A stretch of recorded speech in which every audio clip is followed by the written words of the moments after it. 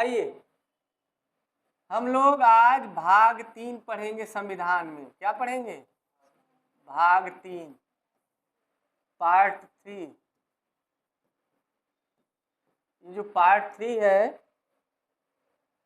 अनुच्छेद 12 से लेके 35 तक इसमें दिया हुआ है। कितना? 12 से 35 आर्टिकल है। इसमें मूल अधिकार हमारा चैप्टर है, मतलब भाग का नाम है फंडामेंटल राइट। याद रखिएगा, इसके बारे में तो हम जिक्र करेंगे अभी कि कितने मूल अधिकार थे और आज कितने हैं मूल अधिकार। लेकिन कुछ छोटी मोटी बातें जान लीजिए, फिर हम इसमें चलते हैं। देखिए, सबसे पहले तो ये ध्यान रखिएगा कि जो हमारा मूल अधिकार है, मूल अधिकार का मतलब क्या होता है? मूल अधिकार, फंडामेंटल राइट, हमारे मेन अधिकार हैं। मतलब अगर किसी व्यक्ति के सर्वांगीण विकास के लिए अगर कुछ जरूरत है तो क्या है? मूल अधिकार है। यानी वे अधिकार जो किसी व्यक्ति के सर्वांगीण विकास के लिए जरूरी है, उन्हें क्या कहा जाता है? मूल अधिकार। जो व्यक्ति के सर्वांगीण विकास के लिए जरूरी हैं, वे सारे अधिकार क्या कहलाते हैं? मूल अधिकार, फंडामेंटल राइट। अब यहीं पे सवाल उठता है कि ये जो मूल अधिकार है, ध्यान समझिएगा, ये किसको प्राप्त है? पहला सवाल। और दूसरा, किसके विरुद्ध प्राप्त है? किसके अगेंस्ट? तो देखेंगे कि मूल अधिकार हमारे संविधान में व्यक्ति शब्द भी इस्तेमाल है और नागरिक शब्द भी इस्तेमाल है। 12 से 35 जब पढ़ेंगे तो ये दोनों शब्द मिलेगा। इसका मतलब ये हुआ कि कुछ मूल अधिकार व्यक्तियों को प्राप्त है और कुछ सिर्फ नागरिकों को। व्यक्ति में भारतीय यानी नागरिक भी शामिल है, हमारे देश का नागरिक भी और विदेशी भी। जैसे कोई विदेशी यहाँ आए तो ऐसा नहीं कि मार धय मुक्का मार के सही कर देंगे, उसको कोई अधिकार ही नहीं है, उसके मूल अधिकार छीन लेंगे। लेकिन कुछ मूल अधिकार ऐसे हैं जो सिर्फ नागरिकों को प्राप्त। जैसे आप देखिए, अभी हम गिना देते हैं 5 मूल अधिकार। कई बार एग्जाम में आ चुका है, बता रहे हैं। 5 मूल अधिकार मतलब 5 अनुच्छेद सिर्फ नागरिकों को प्राप्त है। 5 जैसे देखिए यानी सिर्फ नागरिकों से संबंधित है 5 अनुच्छेद। अनुच्छेद 15, 16, 19, 29, 30, 5 अनुच्छेद। 15 क्या है? वही आरक्षण, शैक्षिक संस्थानों में आरक्षण, इन सब में जैसे यूनिवर्सिटी में एडमिशन ले रहे हैं, एससी है, ओबीसी है, एसटी है, आरक्षण मिलता है। नौकरी, सार्वजनिक नौकरी, सार्वजनिक सेवा, नौकरी में आरक्षण 16 में मिलता है, हम बताएंगे सार्वजनिक नौकरी में। ये सिर्फ किसको प्राप्त है? नागरिकों को। विदेशी आके ही नहीं कहेगा हम आरक्षण लेंगे, हम को चाहिए, नहीं। नागरिकों को आरक्षण मिला हुआ है ना। किम जोंग आ गए वहां से कहे हम हमारे लड़के को दे दीजिए, नहीं मिलेगा। अब वहां के होंगे तानाशाह, हमारे यहाँ नहीं चलेगा। हमारे यहाँ सिर्फ नागरिकों को मिलेगा। 19 भी हम पढ़ाएंगे स्वतंत्रता वाला, 29 भी पढ़ाएंगे और 30 भी पढ़ाएंगे। ये 5 अनुच्छेद ऐसे हैं जो सिर्फ नागरिकों से संबंधित है, सिर्फ रिलेटेड टू सिटीजन, उन्हीं संबंधित है। लेकिन बाकी सभी अनुच्छेद नागरिकों को भी अधिकार देता है और विदेशियों। उसमें कौन सा शब्द यूज हुआ है? पर्सन शब्द यूज हुआ है, व्यक्ति। इसमें सिर्फ सिटीजन है ना। ठीक, तो किसको प्राप्त है? दोनों को प्राप्त है। लेकिन कुछ मूल अधिकार सिर्फ नागरिकों को। कितने? 5 अनुच्छेद सिर्फ नागरिकों से संबंधित, बाकी सबसे संबंधित। किसके विरुद्ध प्राप्त है ये अधिकार? हमें किसके खिलाफ प्राप्त होते हैं? तो देखिए, हमारे अधिकार छीन कौन सकता है? जैसे मान लीजिए, अधिकार का मतलब ये हुआ ना, आपको पढ़ने का अधिकार है, घूमने का अधिकार है। कोई बंद कर दे, कहते कोरोना है नहीं जाना है, बंद कर दे, लाइन लाइन से खड़े हुए, दूर दूर खड़े हुए, नहीं जाना है, आना जाना सब बंद, पैदल जाइए बम्बई से घर, ट्रेन व्रेन नहीं चलेगी, काहे कोरोना है। मतलब कहने का मतलब हमारा ये है कि छीन कौन रहा है? राज्य, केंद्र सरकार, राज्य सरकार, ये सब राज्य है। हम बताएंगे राज्य क्या है। तो हमारे मूल अधिकार छीन कौन सकता है? राज्य। कौन छीन सकता है? लेकिन कुछ मूल अधिकार व्यक्ति भी छीन सकते हैं। जैसे देखिए आप पढ़ रहे हैं, वो डिस्टर्ब करें, इसे टेबल हिला दें, पढ़ने ही न दें, हम नहीं पढ़ेंगे, इसे पैर हिलाते रहें, हम हिलाएंगे, हमारा मन फीस दिए हैं, हम पूरा अधिकार है। हाँ नहीं पढ़े, हम खटपट खटपट करेंगे, डिस्टर्ब करेंगे, गाना बजा देंगे। तो कहने का मतलब व्यक्ति भी छीन सकता है, छीन सकता है ना। लेकिन व्यक्ति को तो हम जानते हैं, इनको बताने की जरूरत नहीं है, लेकिन राज्य आप नहीं जानते हैं। तो इसीलिए हम पढ़ाएंगे, जैसे ही अनुच्छेद 12 से 35 दिया गया है, आपको हम बता दें मूल अधिकार की शुरुआत तो 14 से होगी, लेकिन 12 और 13 में दिया क्या गया है? 12 में दिया गया है राज्य की परिभाषा। देखिए यहीं से आईएएस का क्वेश्चन पूछता है हमेशा, हर साल अनुच्छेद 12 पूछेगा, ये सब नहीं पूछेगा कितने मूल अधिकार होते हैं, कौन कौन होते हैं, स्वतंत्रता संबंध, कभी नहीं। अनुच्छेद 12 पूछेगा, मतलब जो छोड़ दिए हैं वही पूछे। बार बार देखिए, अभी तो हम एनडीए का पेपर देखे थे, उसमें पूछा था एनडीए का। यूपीएससी जो पेपर कराता है वो ठीक ठाक कराता है, वहीं ढूंढता है कहाँ आप नहीं पढ़ रहे हैं, वो कहता है कि उसको भी पढ़िए, काहे छोड़ रहे हैं। तो राज्य की परिभाषा 12 में दी गई है, वहां हम पढ़ाएंगे। सबसे पहले परिभाषा राज्य की ही बताएंगे। क्यों राज्य की परिभाषा दी गई है? क्योंकि हमारे अधिकार छीन कौन सकता है? राज्य। अब व्यक्ति भी छीन सकता है, व्यक्ति को हम जान रहे हैं, चिंटू पिंटू मुकेश गणेश आरती शांति साधना लक्ष्मी अनामिका सब छीन, इनको तो हम जानते हैं, राज्य नहीं पकड़ पाएंगे आप ना, इसलिए वो परिभाषा दी है। अच्छा, कैसे छीन सकता है राज्य? कानून बना के। मान लीजिए कोई ऐसा कानून बना दे, हम बताएंगे राज्य कई प्रकार के होते हैं, तो उसमें नगर निगम और पंचायती राज भी राज्य में आते हैं। और नगर निगम कानून बना दे कि अगर आप हमारे एरिया में रह रहे हैं, जैसे बनारस का नगर निगम बना दे कि आप बनारस में रह रहे हैं तो छत पे मच्छरदानी लगा के नहीं सोना है। अब ला मच्छर काटी, मच्छरदानी देखेगा तुरंत उठा के जेल में डाल दे। अब समस्या, छीन लिया हमारा। तो यानी इसका मतलब कैसे छीना? कानून बना के। तो उसमें अनुच्छेद 13 में किसकी परिभाषा दी गई है?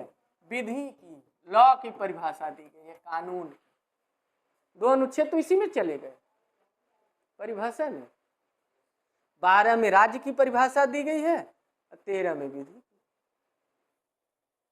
अब 14 से समानता शुरू होगा आपका, समानता का अधिकार है ना। तो ये दोनों इसीलिए जरूरी है, आगे हम पढ़ाएंगे, ठीक है। किसके विरुद्ध प्राप्त है ये भी जान गए, कैसे छीन सकते हैं। अब आइए देखिए, सर्वांगीण विकास का मतलब किसी व्यक्ति को जीवन जीने के लिए उसको अपने हर तरफ से आर्थिक सामाजिक राजनीतिक सारा विकास उसका हो। इसके लिए कौन कौन सी चीज़ें जरूरी है? मूलभूत चीज़ें जैसे भोजन, कपड़ा, रोटी, बिजली, ऊर्जा, स्वास्थ्य, सारी चीज़ें उपलब्ध रहें, है ना, उसका अधिकार है। ठीक है, हम बताएंगे।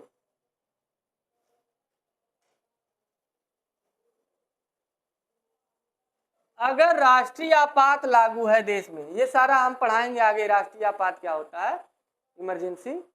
अगर राष्ट्रीय आपात लगा हुआ है तो उस समय अनुच्छेद 20 और अनुच्छेद 21 को छोड़कर, अनुच्छेद 20 और अनुच्छेद 21 को छोड़कर सारे मूल अधिकार हमारे समाप्त हो जाते हैं आपातकाल के समय। लेकिन ये 2 मूल अधिकार बचे रहते हैं। कब? आपातकाल के समय। आपातकाल के समय, इमरजेंसी के समय ये 2 मूल अधिकार बचे रहते हैं, याद रखिएगा। हालांकि आपातकाल पढ़ाएंगे तो वहां बताएंगे, थोड़ा सा जान लीजिए। यहाँ पे अनुच्छेद 20 और 21 नहीं समाप्त होते हैं, ठीक है। बाकी सभी मूल अधिकार निलंबित किए जा सकते हैं। अब यहाँ पे एक सवाल और पूछता है कि ये जो मूल अधिकार हैं, ये अधिकार क्या नकारात्मक रूप में है या सकारात्मक? मूल अधिकार क्या नकारात्मक रूप में हमारे अनुच्छेद 12 से 35 में रखे गए हैं भाग 3 में, या सकारात्मक रूप में, पॉजिटिव वे में? तो निगेटिव और पॉजिटिव दोनों रूप में रखे गए हैं। कुछ मूल अधिकार नकारात्मक है और कुछ सकारात्मक। देखिए, नकारात्मक सकारात्मक का मतलब क्या होता है? जैसे समझिए, अगर राज्य पे रोक लगा दी जाए कि आप ये मत करिए, नहीं तो व्यक्ति का अधिकार समाप्त हो जाएगा, कम हो जाएगा, तो उसको नकारात्मक कहेंगे। मतलब जिस पे रोक लगाई गई है, किसको? व्यक्ति, राज्य पे। जो व्यक्ति के विकास के लिए सिर्फ बनाए गए हैं वो सकारात्मक है। जैसे अभी हम बता देते हैं दो, जैसे आप देखेंगे अनुच्छेद 19 स्वतंत्रता का अधिकार है, क्या है? ये सकारात्मक रूप में लिखा गया है कि किसी भी नागरिक को वाक एवं अभिव्यक्ति की स्वतंत्रता है ना? कहीं भी निरायुध सम्मेलन करने की स्वतंत्रता है बिना हथियार के, हम बताएंगे सम्मेलन करने की स्वतंत्रता। कहीं भी घूमने की स्वतंत्रता है, विचरण करने की, संगठन बनाने या संघ बनाने की स्वतंत्रता है, जहां अच्छा लगे वहां बस जाने। अभी नहीं, किसी घर गए वहीं ठीक लग रहा है वहीं बस गए। बसने का मतलब जहां आपको सुविधा लगे, अपना पैसा जमीन खरीदिए, रहिए मकान बना के, ही नहीं किसी घर में जबरी रह गए। आए घूमने एक दिन के लिए, कहा अब यहीं रहे, अच्छा बढ़िया लगा तो यहीं रह जाते। वो परेशान है बेचारा, कब जाएंगे? 4 दिन बीत गया, 5 दिन बीत गया, जब तक एकदम गुस्सा के कहेंगे नहीं कि अब जाइए घर में। हाँ, तो अभी नहीं कहेंगे कि सर जी पढ़ा दिए हैं बस जाने का अधिकार, तो कहीं भी बस जाए। अभी हम पढ़ाएंगे। तो अनुच्छेद 19 जो है सकारात्मक रूप में, क्योंकि हमें स्वतंत्रता दे रहा है हर एक चीज की। व्यवसाय करने की स्वतंत्रता है। व्यवसाय जैसे हम करें, ठेला का ही दुकान लगाएं, ठेला पर ही लगाएं। रेडी पटरी वाले जो होते हैं वो, अच्छा यहाँ भी हम बताएंगे व्यवसाय और रोजगार में क्या अंतर होता है, व्यवसाय वृत्ति में क्या अंतर होता है, वृत्ति पेशा बताएंगे जब वहां शुरू करेंगे तब, अभी नहीं। ऐसे ही 25 से 28 तक में देखेंगे तो धार्मिक स्वतंत्रता दिया हुआ है, यानी हम किसी भी धर्म को माने, कैसा भी आचरण करें, कोई भी व्यवहार करें, ये सकारात्मक रूप में है, राज्य हमें रोक नहीं सकता। ये सकारात्मक है कि नहीं? हमारे विकास के लिए है। लेकिन जहां राज्य पे रोक लगाई गई है वे मूल अधिकार नकारात्मक रूप में है। कहाँ रोक लगाई गई है? जैसे समझेंगे, अनुच्छेद 15 में कहा गया है कि राज्य भेदभाव नहीं करेगा किसी के साथ, बताया गया है ना। 15 में कोई सार्वजनिक कुआं है, स्थान है, तालाब है, स्नान घाट है, वहां आने जाने के लिए सार्वजनिक पार्क है, कोई रोक टोक नहीं होगी सारे व्यक्तियों को, ठीक। तो नकारात्मक रूप में यहाँ लगाया गया और रिस्ट्रिक्शन भी यहाँ लगाया गया, आरक्षण भी दिया गया है ना। तो यहाँ नकारात्मक रूप में 15 में, 16 में, 21 में देखिए नकारात्मक प्रवृत्ति का है, क्योंकि हमारा जीवन जीने का अधिकार है ना, तो राज्य छीन नहीं सकता, राज्य पे रोक लगाई गई है। साफ साफ लिखा है कि विधि द्वारा स्थापित प्रक्रिया, अनुच्छेद 21 पढ़िएगा, एक ही लाइन लिखा है कि विधि द्वारा स्थापित प्रक्रिया के, ऐसे लिखा है, किसी व्यक्ति के प्राण एवं दैहिक स्वतंत्रता से विधि द्वारा स्थापित प्रक्रिया द्वारा ही वंचित किया जाएगा, अन्यथा नहीं। बस इतना ही लिखा है। तो इसका मतलब रोक लगाई गई राज्य पे, आप ऐसे प्राण उसकी नहीं छीन सकते, है ना। तो वहाँ डिटेल पढ़ेंगे तब समझ में आएगा, अभी समझ में कुछ नहीं आ रहा। बस ये ध्यान रखिए नकारात्मक सकारात्मक दोनों रूप में है हमारे मूल अधिकार। तीसरा ये सवाल खड़ा होता है कि क्या ये मूल अधिकार न्याय योग्य है? न्याय योग्य क्या है? मतलब मूल अधिकार कोई छीन रहा है तो हम हाई कोर्ट या सुप्रीम कोर्ट जा सकते हैं? हाँ। मूल अधिकार के उल्लंघन के खिलाफ हम पढ़ेंगे अनुच्छेद 32, 12 से 35 में है मूल अधिकार ना, तो उसमें अनुच्छेद 32 जो है ये आपका संवैधानिक उपचारों का अधिकार है। इसमें हम मूल अधिकार के उल्लंघन के खिलाफ सुप्रीम कोर्ट जा सकते हैं। तो क्या न्याय योग्य है? तो है। जिसके खिलाफ हम न्यायालय में जा सकते हैं, मुकदमा ला सकते हैं, वो बात क्या कहलाती है? न्याय योग, जस्टिफाई है। या अब जैसे नीति निर्देशक तत्व हम लोग पढ़ेंगे तो न्याय योग्य नहीं है। नीति निर्देशक तत्व क्या है? न्याय योग्य नहीं, उसके लिए हम कोर्ट नहीं जा सकते, वहां हम बताएंगे। इसके लिए जा सकते हैं सुप्रीम कोर्ट, हाई कोर्ट। कोई मूल अधिकार छीन ले रहा है तो आप जा सकते हैं। आप ही नहीं, आपके पास पैसा नहीं, आपकी जगह पे कोई दूसरा भी जा सकता है। जनहित याचिका हम पढ़ाएंगे, जनहितवाद क्या होता है, PIL। हाँ, आपकी जगह पे कोई दूसरा भी जा सकता है। अब तो यहाँ तक हो गया कि PN भगवती बोल दिए थे कि बस लेटर भेज दीजिए, आप नहीं आ पा रहे हैं, लेटर भेज दीजिए सुप्रीम कोर्ट में, अकेले सुन लेगा, सुनवाई कर देगा। अब तो मामला बहुत आगे चला गया है, तो ठीक है, न्याय योग्य है। इतना मैटर हम लोग सीखे मूल अधिकार के बारे में। एक लाइन आप बता दीजिए तो हम जान जाएंगे कि क्या आप लोग सीख पाए कि नहीं। क्या मूल अधिकार का अधित्यजन किया जा सकता है? अधित्यजन मतलब त्याग सकते हैं, वेवर यानी त्याग सकते हैं, बताइए, त्याग सकते हैं? तो आप अपना मूल अधिकार नहीं त्याग सकते, ध्यान रखिएगा। मूल अधिकार का अधित्यजन नहीं किया जा सकता, हम त्याग नहीं सकते। हम ही नहीं कर सकते कि जीवन जीने का अधिकार है, आप मार दीजिए हमें। यहीं से तर्क लगाइए ना कि जीवन जीने का अधिकार है, आप त्याग दिए कि हम नहीं जिएंगे, अब हम मर जाएंगे, आत्महत्या कर लिए। नहीं कर सकते। जीवन जीने के अधिकार में मरने का अधिकार शामिल नहीं है, ठीक है। जीवन जीने का अधिकार है तो मरहू का अधिकार है।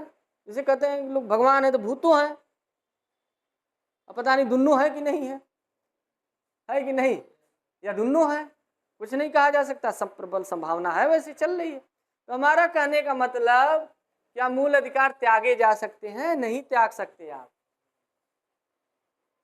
ये बात याद रखिएगा। अब आते हैं हम मूल अधिकार पे। मूल अधिकार पढ़ाने से पहले एक पॉइंट याद रखिएगा कि क्या मूल अधिकार में संशोधन किया जा सकता है? कई बार क्वेश्चन आ चुका है। तो जब हम पढ़ा रहे थे, याद करिए वो दौर, वो जमाना, सन 2025 जून का महीना, याद है, जिसमें हम बताए थे कि उद्देशिका में संशोधन हो सकता है। तो हो सकता है, किस केस में आया था? और उसी में कहा गया था कि मूलभूत ढांचा को छोड़। तो आज भी यही है, क्या मूल अधिकार में संशोधन किया जा सकता है? तो कई बार ये केस आया, क्या मूल अधिकार में संशोधन किया जा सकता है?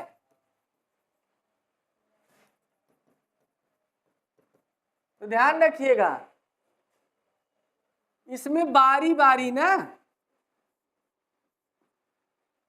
जब हम पढ़ाएंगे आपको संवैधानिक संशोधन, वहाँ और अच्छे से बताएंगे। पहले आया था शंकरी प्रसाद का केस। कौन? शंकर जी पहले आए थे। शंकरी प्रसाद का केस आया था, 1951 में आ गया था, संविधान बना तब है शंकरी प्रसाद।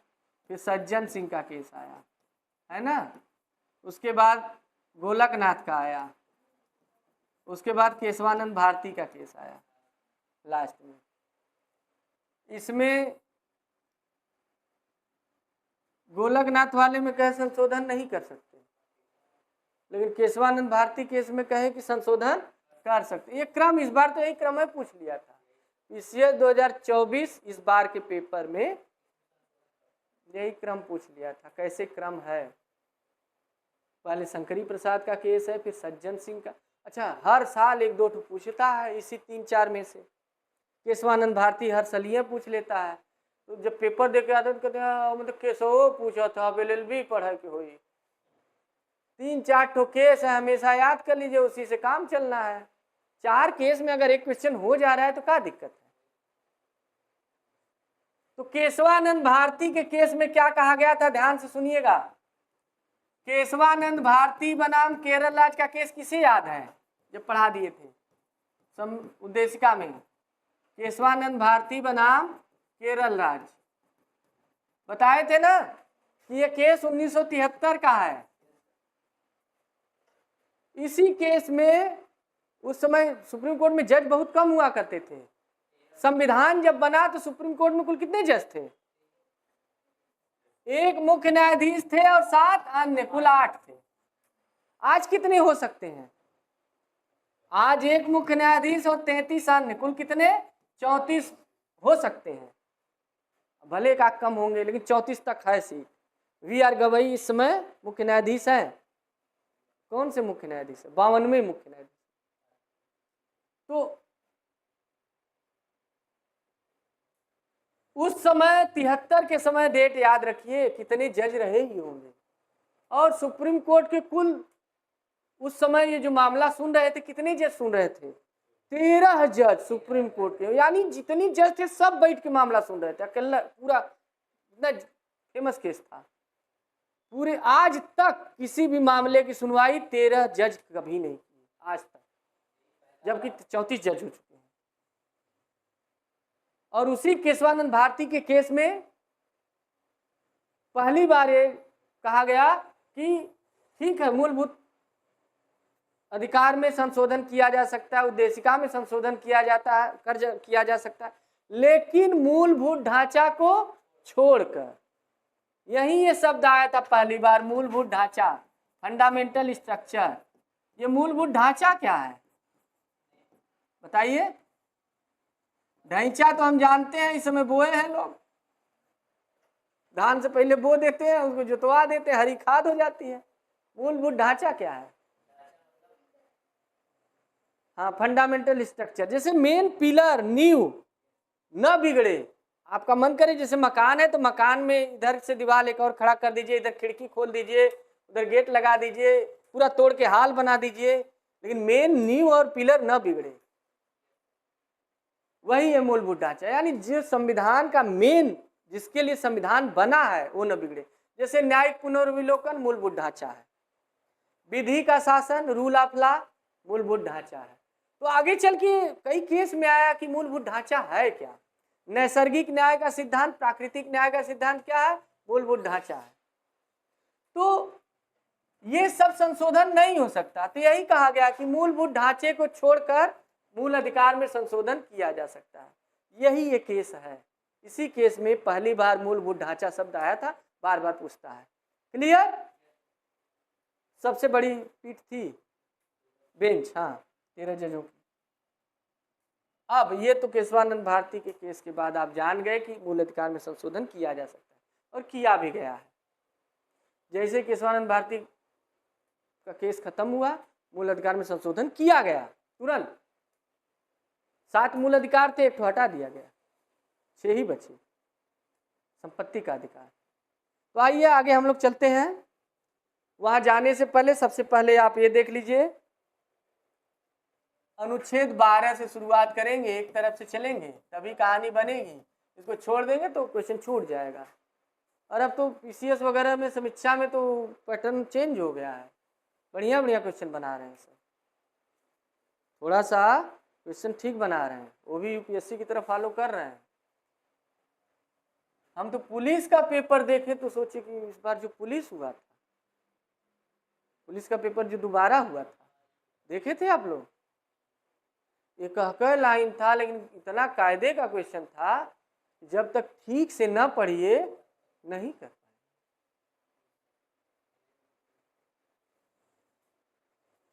तो अनुच्छेद 12,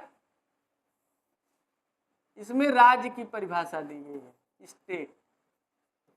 अब आपको लग रहा होगा कि जैसे उत्तर प्रदेश, बिहार, मध्य प्रदेश ये सब राज्य हैं, वही राज्य होंगे 28 तो और कौन। लेकिन बता दें, यहाँ साफ साफ बता दिया गया है कि राज्य कुल कितने प्रकार के होते हैं? 4 प्रकार के। कितने? साफ साफ बता दिया गया। पहला संसद, बताइए, संसद या केंद्र सरकार। अभी सब काहे राज्य है? सरकार भी राज्य है, अभी हम बताएंगे क्यों। संसद या केंद्र सरकार। दूसरा राज्य या राज्य सरकार, मतलब विधानमंडल विधानमंडल या राज्य सरकार, या नहीं दिया है, एवं दिया है, एवं। और उसके बाद स्थानीय प्राधिकारी, ये क्या होता है? हाँ, स्थानीय प्राधिकारी, इसमें कौन आते हैं? लोकल। इसमें नगर निगम, पंचायती राज, कौन आते हैं? नगर निगम आते हैं, पंचायती राज आते हैं, जो गांव के हैं प्रधान जी, पंचायत जो होता है वो आते हैं, पंचायती राज, और अन्य प्राधिकारी है ना, अदर अथॉरिटी। ध्यान सुनिएगा, अन्य प्राधिकारी में कौन आएंगे? हाँ, जैसे विश्वविद्यालय है, कोई निगम है, अभी सोनू निगम नहीं जो गाना गाते हैं, हाँ, जल निगम या भेल गेल है ना, भारत हैवी निगम limited, NTPC national thermal power corporation, ये सब, ओएनजीसी, ये सब भी अन्य प्राधिकारी में आते हैं। लिख दे, विश्वविद्यालय जैसे आएगा, जल निगम, निगम वगैरह जितने हैं, ओएनजीसी, भेल गेल, ये सब आएगा। अब समझिए इनको क्यों राज्य बताया गया है, कारण क्या है कि ये राज्य की परिभाषा में आते हैं। जबकि राज्य का मतलब, अगर कोई राजनीति शास्त्र पढ़ा होगा तो राज्य का मतलब वही है ना जो राष्ट्र है, देश है, उससे मतलब है, या फिर स्टेट से मतलब है। ये सब कहाँ से राज्य आ गए, नया नया जन्म ले लिए? ठीक है, ये तो ठीक है। आइए हम बता रहे हैं क्यों कहा गया राज्य, क्योंकि यही हमारे मूल अधिकार छीन सकते हैं कानून बना के। कैसे? देखिए, संसद क्या करती है, दिल्ली में है संसद, देखे हैं, हम दिखा देंगे ले चल के। तो दिल्ली में जो संसद है वहां होता क्या है? सरकार के कितने अंग हैं? 3, विधायिका, कार्यपालिका, न्यायपालिका। विधायिका का काम क्या है? कानून बनाना। कार्यपालिका का काम क्या है? पालन करना, मतलब बने हुए कानून को लागू कराना। और न्यायपालिका निर्णय देना, ये लोग आपस में उलझे ना, कोई गलत काम ना करे, कोई सही नियम के अनुसार काम करे, ये सब देखना है न्यायपालिका। 3 है, तीनों मिलके सरकार बने हैं। सरकार को ही शासन कहा जाता है। शासन और प्रशासन में अंतर है। शासन मतलब सरकार, जैसे उत्तर प्रदेश शासन, तो उसमें तीनों आ जाएंगे। लेकिन अगर सिर्फ प्रशासन बोले तो कार्यपालिका आएगी बस, ये और ये नहीं आएगी, न्यायपालिका और विधायिका नहीं आएगी। तो हमारा कहने का मतलब यह है कि ये संसद क्यों कहा गया है, क्योंकि विधायिका का नाम केंद्र में क्या है? संसद, और यही कानून बनाती है। जितने कानून अभी तक बने हैं केंद्र ने बनाया, अभी अभी महिला वाला आरक्षण बिल बनाया, तो कहने का मतलब संसद ही तो कानून बनाती है। जो भी हिंदू उत्तराधिकार अधिनियम, जो भी संशोधन हुआ कि महिलाओं, लड़कियों को भी माता पिता की संपत्ति में अधिकार मिलेगा, है ना, जो भी है, तो कहने का मतलब संसद ही कानून बनाए। संसद का नाम क्यों लिया गया? क्योंकि यही कानून बना के छीन सकता है, ऐसा कानून बना सकता है जो हमारे मूल अधिकार छीन लिए जाए। केंद्र सरकार भी छीन सकती है। कोरोना के समय कहे थे ना बाहर नहीं निकलना है, कौन कहा था? आर्डर जारी कर सकती है ना, कहे थे ना, कोरोना के समय कहे थे कि नहीं?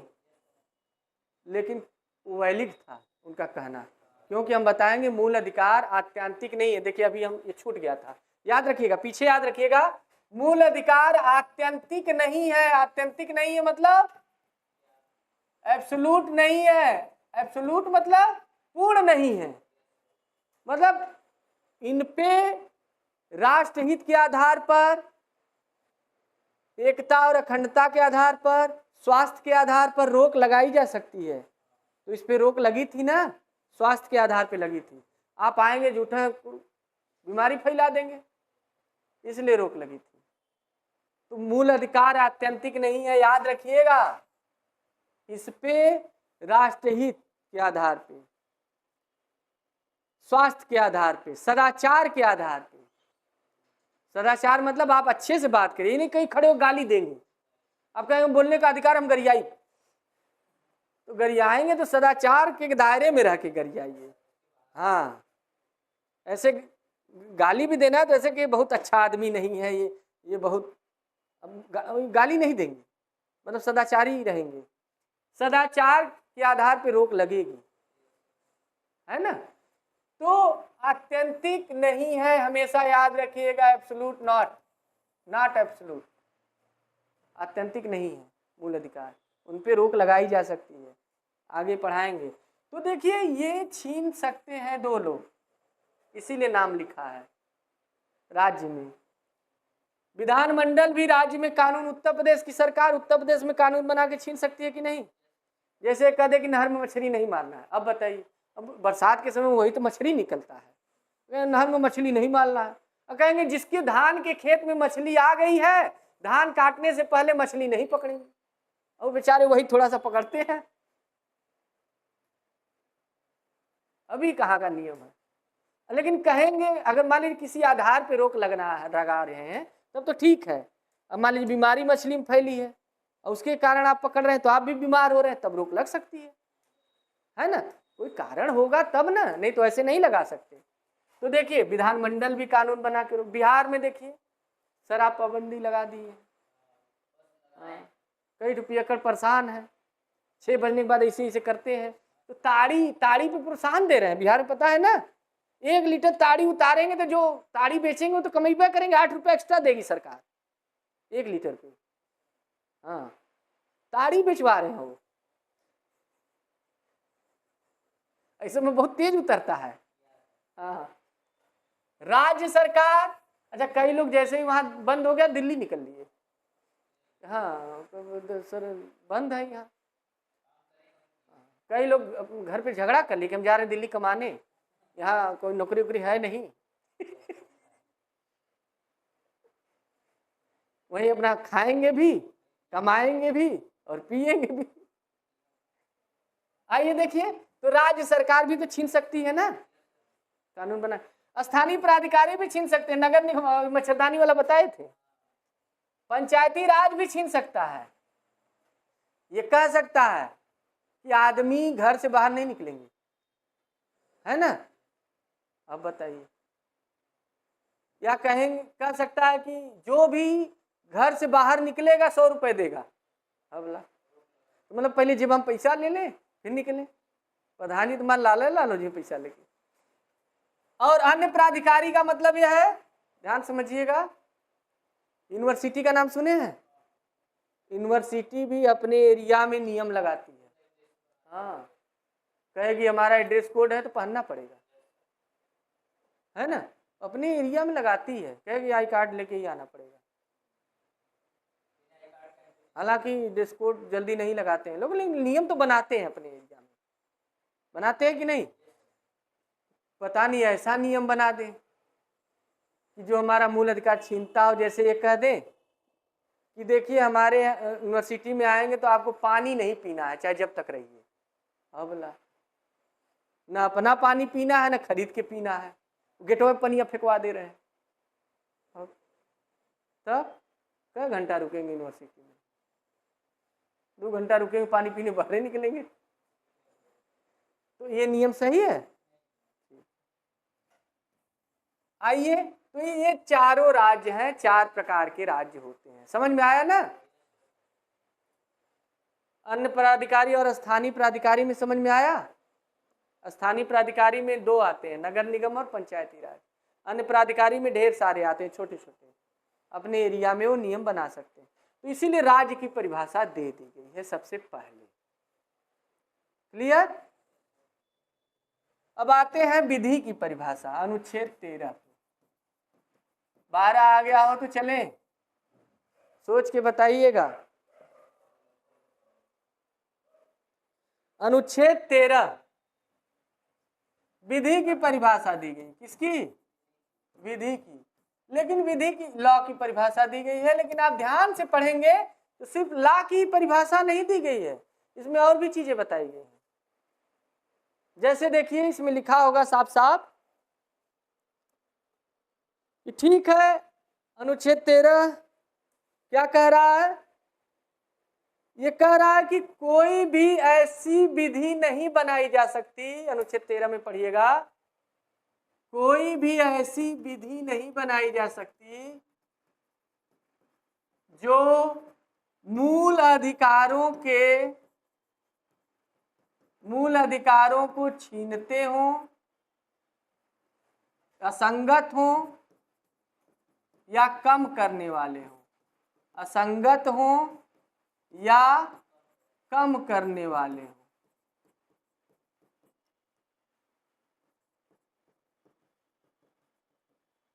अब समझिए, तो कोई भी ऐसी नहीं विधि बनाई जा सकती जो मूल अधिकारों के असंगत हों या कम करते हों। अगर कोई आप ऐसा कानून बना दिए जो मूल अधिकार को छीन रहा है, कम कर रहा है, असंगत है, तो विधि क्या हो जाएगी? शून्य हो जाएगी। क्या हो जाएगी? शून्य। उस विधि का कोई मतलब नहीं है ऐसे कानून का। और दूसरा, कम भी नहीं कर सकते। अगर मान लीजिए हम कानून बना दें कि ठीक है, आप बोलने का अधिकार है, लेकिन आप सिर्फ दिन में बोलेंगे, रात में नहीं। अब बताइए, रात में मौनी बाबा बन के रहेंगे, इशारे में बात करेंगे, बोल ही नहीं, बिना कारण के रोक लगी है, तो कम तो किया ना। तो हमारे मूल अधिकार अगर कम भी कर रहा है तो जहां तक कम कर रहा है वहां तक शून्य हो जाएगा, बाकी कानून सही रहेगा। जैसे मान लीजिए इतना कानून का भाग है, इतना भाग कर रहा है कि दिन में आप बोल सकते हैं लेकिन रात में नहीं, तो ये वाला तो वैलिड है, लेकिन जो कम कर रहा है उतना भाग क्या होगा? शून्य हो जाएगा। ठीक है, जाइए।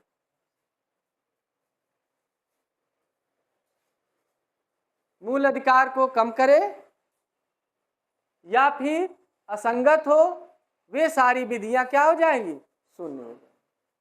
चाहे अल्पीकरण कर, इसी की जगह शब्द लिखा है अल्पीकरण करने वाली विधियां। अल्पीकरण मतलब कम करने वाले कानून, इसको मूल अधिकार को, यहाँ पे शब्द लिखा है अल्पीकरण। अल्पीकरण, अल्प मतलब कम,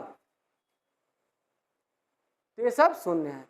और इसी में ये शब्द लिखा है, देखिए, ये सारी विधि शून्य हो जाएगी। इसका मतलब सुप्रीम कोर्ट को या हाई कोर्ट को, यानी कोर्ट यहाँ पे देख सकता है कि कोई ऐसा विधि न बनाए। अगर बना हुआ है तो तुरंत क्या कर देगा? उसको शून्य घोषित, असंगत है या कम करने वाला है तो क्या कर देगा? शून्य घोषित कर देगा। तो करेगा कैसे? जब देखेगा तब ना। तो इसका मतलब यही अनुच्छेद 13 में न्यायिक पुनर्विलोकन की शक्ति मिली हुई है सुप्रीम कोर्ट को। कौन सी शक्ति? न्यायिक। कई बार पूछा है कि क्या न्यायिक पुनर्विलोकन की शक्ति अनुच्छेद 13 में है, या न्यायिक पुनर्विलोकन की शक्ति किस अनुच्छेद में दी गई है? अनुच्छेद 13 में दी गई है। यहाँ लिखा नहीं है न्यायिक पुनर्विलोकन, लेकिन हम ऐसे कह दें, आपसे समझिए सीधा सीधा। कोई कहे हमसे कि हम कहें कि चाय पिला दीजिए, वो कहेंगे नहीं। हम जैसे हम कहे कि चाय पिला दीजिए, तो कहे हम नहीं पिलाएंगे। हम कहे ठीक है, मत पिलाइए चाय, लेकिन चीनी, चाय पत्ती, दूध और पानी और अदरक, इसको गर्म करके खौला के छान के हमें दे दीजिए। क्या बात हुई? चाय वह न मिला, बात तो वही हुई, कुछ और बात हुई।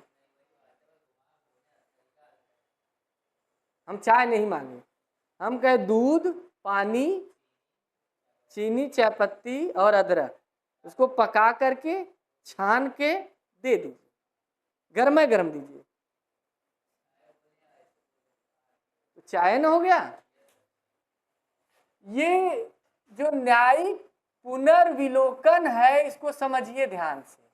जुडिशियल रिव्यू होता क्या है और क्यों कहा जा रहा है कि इसमें जुडिशियल रिव्यू है?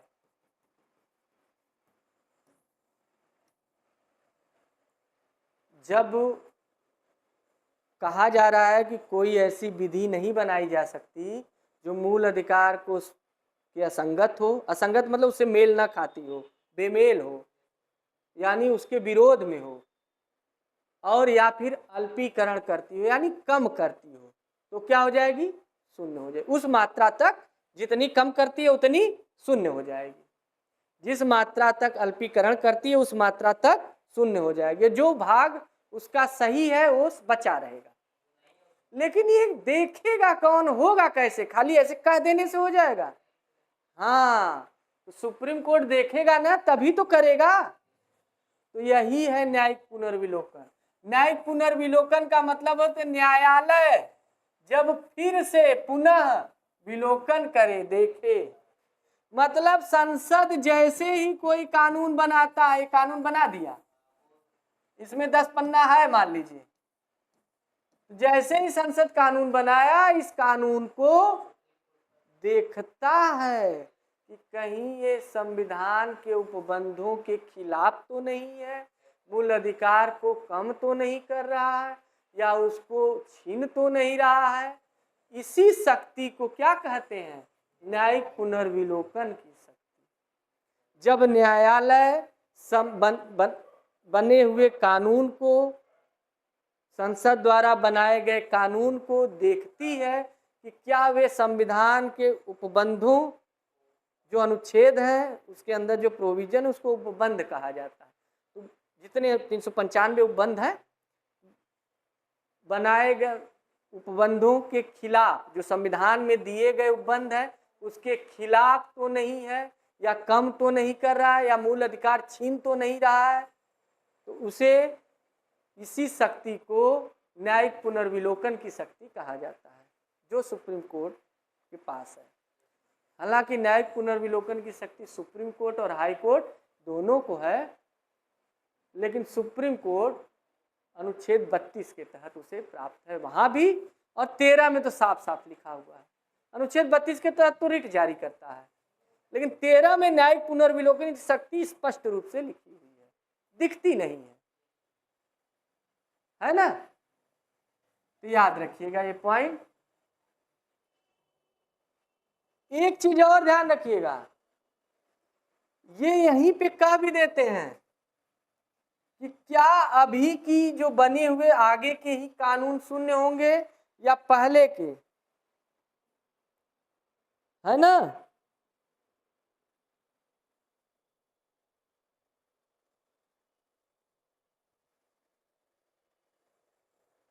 तो ये ध्यान रखिएगा, यहाँ लिखा है कि जो संविधानेतर विधि है,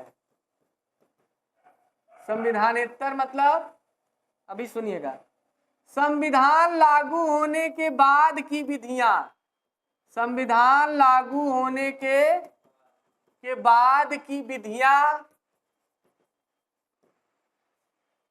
पर ही यह विधि शब्द लागू है। संविधान बनने के बाद की विधियों पर यह नियम लागू है। मतलब संविधान जब लागू हुआ तो उसके बाद आप ऐसी विधि नहीं बना सकते जो मूल अधिकार छीनता हो या कम करता हो। लेकिन संविधान पूर्व विधियों पर यह नियम लागू नहीं होता। लेकिन वो संविधान पूर्व विधियां जो होती हैं वो आगे अगर संविधान मूल अधिकार का उल्लंघन कर रही हैं तो नहीं कर पाएंगी, वहीं तक रोक दी जाएंगी। पीछे जो की अब 1950 के बाद वो मूल अधिकार का उल्लंघन नहीं कर पाएंगी। तो यही कह रहा है कि संविधान, फिर से समझिए, दो चीजें होती हैं ना, कि जैसे ये 26 जनवरी 1950 है, ध्यान समझिएगा, इसके बाद कानून बना और कुछ कानून पहले का है, ध्यान समझिएगा। तो इसके बाद तो हम ऐसा कोई कानून नहीं बना सकते जो मूल अधिकार छीनती हो या कम करती हो। अगर बनाएंगे तो सुप्रीम कोर्ट तुरंत उसको क्या कर देगा, शून्य घोषित कर देगा, वाइड कर देगा। लेकिन संविधान पूर्व विधि के बारे में क्या है, ये संविधान के पूर्व की विधियां हैं, संविधान पूर्व विधि, इसके बारे में कह रहा है कि संविधान पूर्व विधि प्रारंभतः शून्य नहीं होती है। थोड़ा सा टेक्निकल लैंग्वेज है, लिखा है वहां, समझना पड़ेगा, लेकिन पढ़ते पढ़ते पॉलिटिकल साइंस, मतलब पॉलिटिकल साइंस करें, इंडियन पॉलिटी पढ़ते पढ़ते आप लोग बेहतर सीख जाएंगे हर एक शब्द का मतलब, फिर एकदम इजी लगने लगेगा। तो संविधान पूर्व जो विधियां हैं वो प्रारंभतः, इनिशियल, शून्य नहीं है, ध्यान दीजिए, लेकिन संविधान बनने के बाद वो लागू नहीं होंगे, उसके बाद क्या हो जाएंगे, शून्य हो जाएंगे। कैसे, जैसे देखिए मान लीजिए कि कोई 1919 के अधिनियम के थ्रू कोई कानून बना हो और इसमें लिखा हो जो मूल अधिकार हमारा छीनता हो, जैसे सभी नागरिक वोट देने का अधिकार नहीं है, संपत्ति का अधिकार नहीं है, संपत्ति का सबको अधिकार नहीं है। पहले तो मूल अधिकार, जब संविधान बना तो संपत्ति का अधिकार भी तो मूल अधिकार था ना, 76 में 44वें द्वारा हटाया गया ना, तो अभी तो मूल अधिकार है हमारा जब संविधान लागू हुआ। तो संपत्ति का अधिकार मान लीजिए मूल अधिकार नहीं है और छीन रहा है, समझिए। तो जो कानून बना है वो शुरू से ही शून्य नहीं है। अभी देखिए 19, 20, 21, 22, 23, 24, 25, 50 तक ये चलेगा, 1950 तक, इसको शून्य नहीं घोषित कर सकते। लेकिन अब इसके बाद 1950 के बाद ये लागू नहीं होगा, शून्य हो जाएगा। क्यों?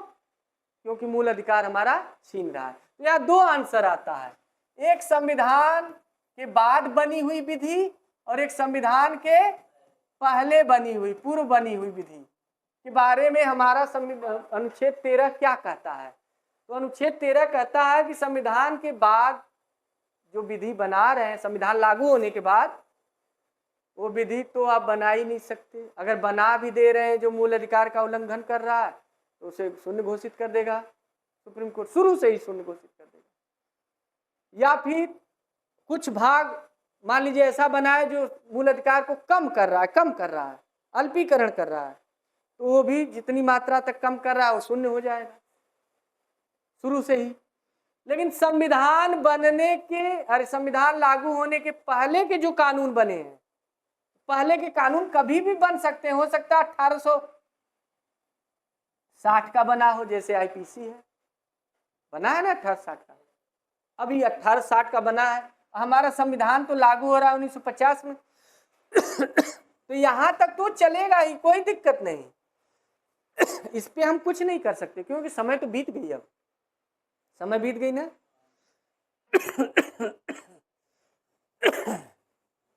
इसको हम कुछ नहीं कर सकते। तो यही कह रहा है कि ये जो संविधान के पहले की विधि है वो प्रारंभतः शून्य नहीं, प्रारंभतः मतलब जब ये प्रारंभ में बनी थी तब से शून्य नहीं है। 1860, 1870, 80, 90, 100 की समय आ गया, मतलब 1900 का समय आ गया, फिर 1910, 20, 30, 40, 50 आ गया, 1941, 42 का समय आ गया, 1950 तक आ गया 26 जनवरी, तब तक वो शून्य नहीं है। लेकिन जैसे ही संविधान लागू हुआ शून्य हो जाएगा 26 जनवरी 1950 से। तो यही लाइन वो कह रहा है कि संविधान पूर्व विधि क्या जो मूल अधिकार को छीनती है या कम करती है प्रारंभतः शून्य है? नहीं, प्रारंभतः शून्य नहीं है। मतलब जब प्रारंभ हुई थी ये कानून तभी से शून्य है?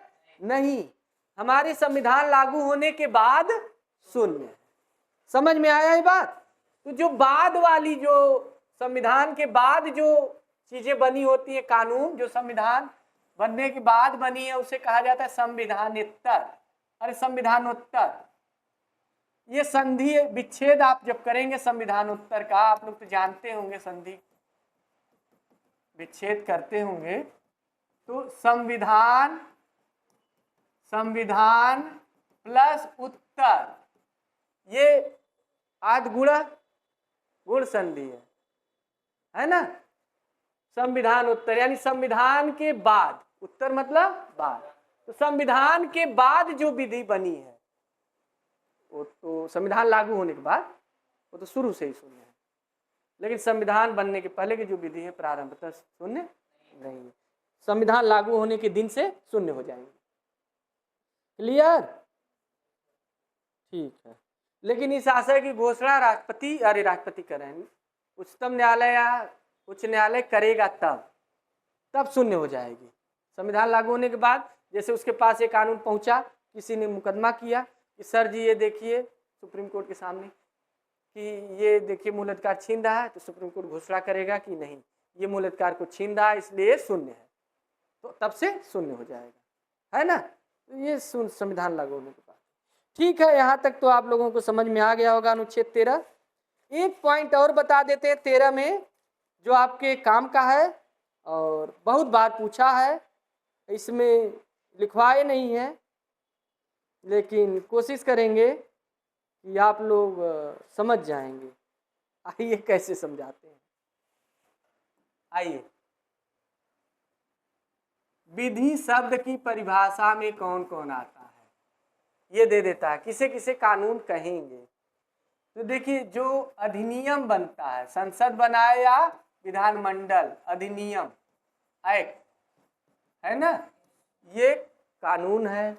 आदेश क्या है? कोई आदेश जारी होता है, प्रधानमंत्री आदेश जारी करे, राष्ट्रपति आदेश, कोई भी, या हाई कोर्ट सुप्रीम कोर्ट आदेश जारी करे, क्या है? कानून है। तो कोई अधिनियम, आदेश, अध्यादेश, राष्ट्रपति जारी करता है अध्यादेश, बताएंगे, ये भी कानून है। नियम, कोई नियम बना दे, विनियम, उपनियम, ये सब क्या है? ये सब कानून। ये सब कानून की परिभाषा में आते हैं। यानी इसलिए बताया गया है ना, कोई अधिनियम बना के हमारे मूल अधिकार नहीं छीन सकता, कोई आदेश दे के नहीं छीन सकता, कोई अध्यादेश पारित करके नहीं छीन, हालांकि राष्ट्रपति और राज्यपाल ये अध्यादेश जारी करते हैं और कोई नहीं करता। नियम बना के कोई नहीं छीन सकता, स्कूल वाले रूल बना देंगे, यूनिवर्सिटी वाले। हाँ, विनियम होता है रेगुलेशन, विनियम मतलब रेगुलेशन बना के कोई नहीं छीन सकता, उपनियम बना के नहीं छीन सकता, है ना, ये सब बना के नहीं। क्लियर? तो विधि शब्द की परिभाषा में ये सब आते हैं। क्लियर ना? ठीक है, यहीं तक रहने देते हैं, आप लोग थक गए होंगे।